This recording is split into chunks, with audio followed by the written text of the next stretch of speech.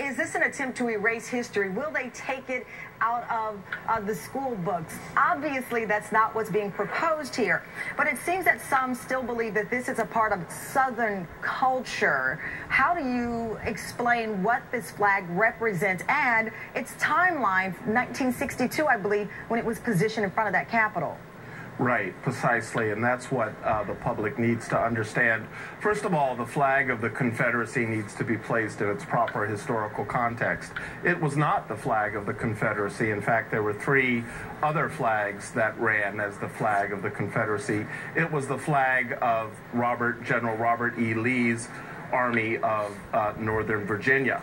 So it was not, in fact, the flag of the Confederacy. When it was resurrected as a symbol of the South, was during the era that we call the lost cause of the Confederacy, which was an ideological tradition to reinstill the values of the Old South, but along the ideas of white privilege, white honor, and at the same time putting African Americans in a position of racial oppression through Jim Crow, through convict leasing, through lynching and the murder of African Americans, and through disenfranchisement.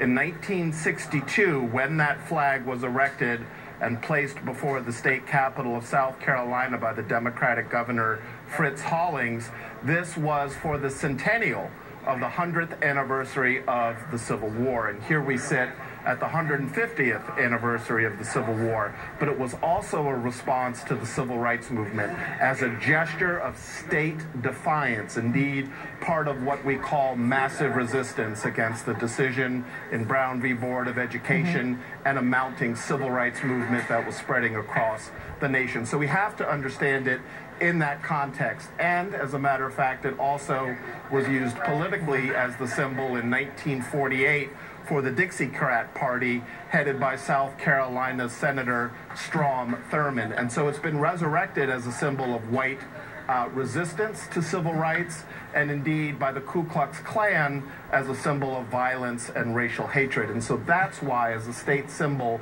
it is extremely problematic and belongs in our history books rather than at our state capitals. But Professor, I'm curious in your research as well, when did the flag for some of the, I guess, modern Southern people become this symbol of just being a rebel, as opposed to what many see that flag, the battle flag in particular, that you've noted as a symbol of treason?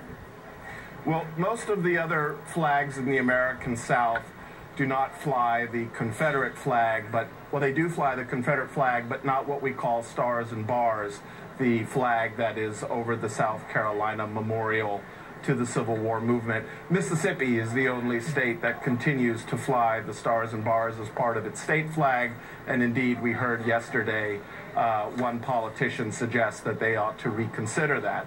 And indeed, at the University of Mississippi, they made waving of that flag, they outlawed it in the early 2000s, I believe 2003, and changed their mascot as well, which was the old rebel.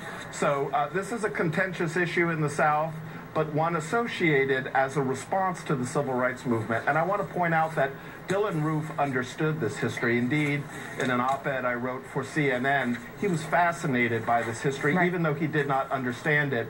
And so he drew on that cause of the lost cause and applied it against the Black Lives Matter movement. So these things are contiguous and tied together. Professor, thank you so much for your time and your historical perspective on this. Thank you very much. And developing now, the husband of the prison employee accused